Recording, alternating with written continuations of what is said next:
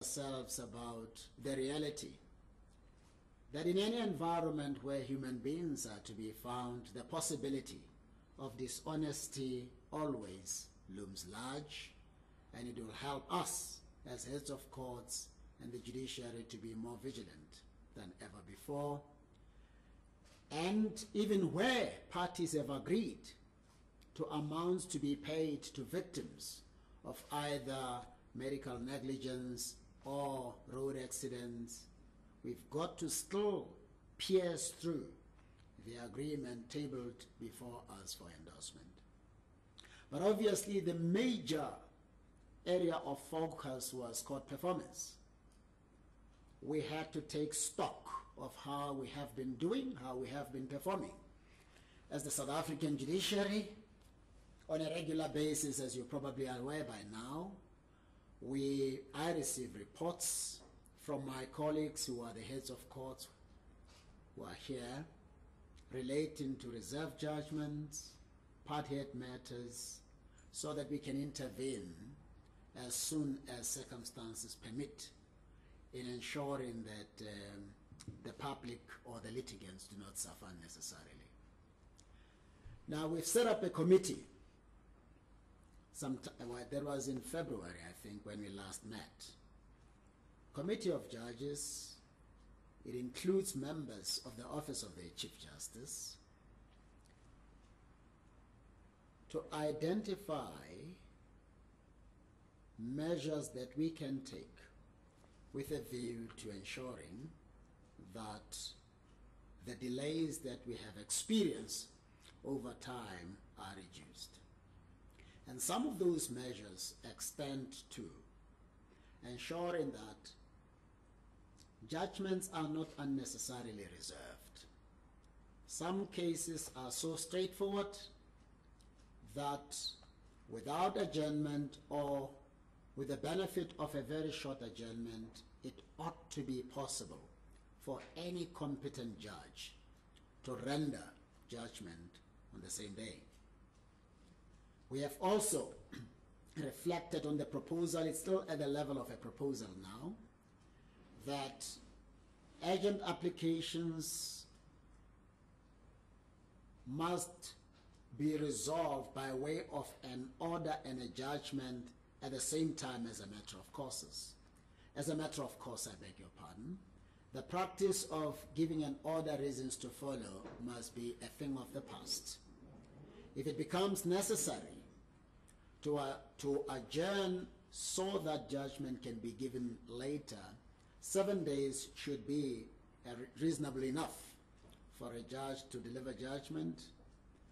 And in those criminal cases where it's necessary to postpone or reserve judgment, then judgment should still, at least on the merits, be delivered within 7 days. And if it does become necessary to reserve judgment on sentence, yet another 7 days should be more than enough. We've identified the need to, in collaboration with the police and the prosecuting authority, to cut down on a number of cases that come before particularly the magistracy without prior investigation. We appealed yesterday and reinforced our appeal to the police and the prosecuting authority that going forward they should do everything possible to arrest only when it is strictly necessary to do so, because an arrest will, of necessity, require that within 48 hours those arrested and detained are brought before court, and that spirals into a wide range, a large number of applications for bail, detaining magistrates with those applications in circumstances where there are trial-ready matters that they should be embarking upon. We touched on the need for all matters at a high court level, civil and criminal, to be ripened for trial through the facilitation of a judge.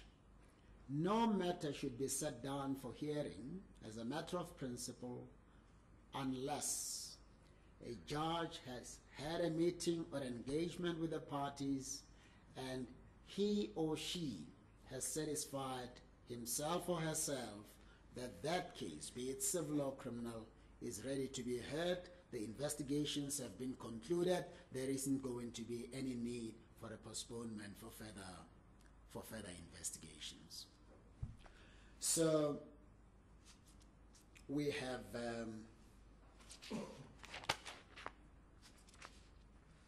I think let me shorten my unwritten presentation and say,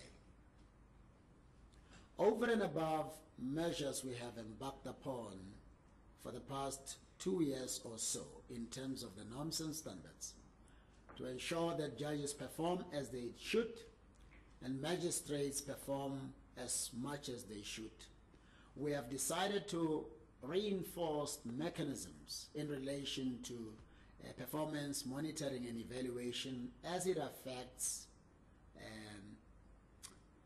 the higher courts, but with more emphasis as well on the magistracy, because it has not been easy to monitor court performance and evaluation there. Deputy Judge President Musi was a magistrate before he became a judge, and I've given him the responsibility to be my liaison with the magistracy and with his expertise to make sure that the reports that I receive in relation to court performance go through him first, and they give us a reliable indication of how courts are performing in that area.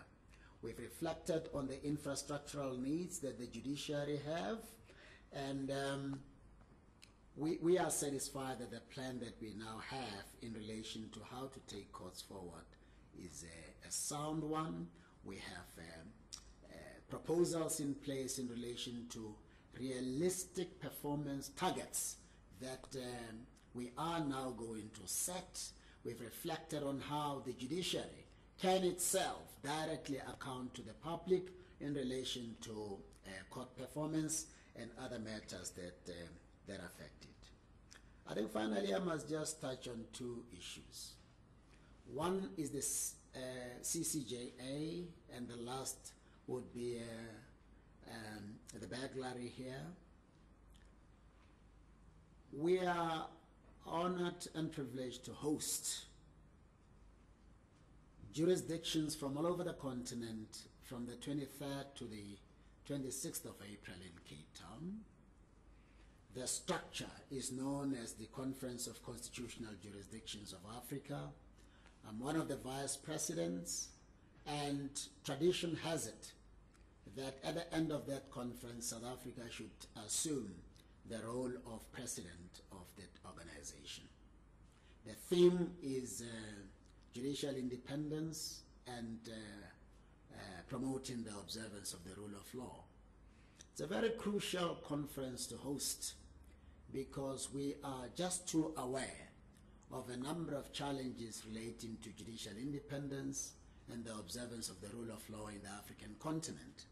So we've taken it upon ourselves as the South African judiciary to share the little that we have been able to achieve in the area of judicial independence and the observance of the promotion of the observance of the rule of law with the rest of the African continent, because South Africa can never really claim to be successful until the whole of Africa is just as successful. South Africa will have very little to boast about in relation to the achievements recorded. It has recorded as a constitutional democracy until or unless constitutionalism, the human rights culture, the promotion of the rule of law, judicial independence are thoroughly entrenched in the rest of Africa. So factors that inform what needs to be done for judicial independence and the rule of law to obtain are going to be shared, and we've invited colleagues from the United States of America, the United Kingdom, Germany, and I forget what other jurisdictions to also come and enrich the engagement by sharing with us as the African continent their own experiences there. finally is the OCJ. I don't think I know any more about the burglary than you do. All the information you have is just about all the information we have. And for those of you who have never been at these administrative headquarters of the judiciary, welcome to the Office of the Chief Justice. This is where it is. And we're open for questions if there are any. Thank you, Chief.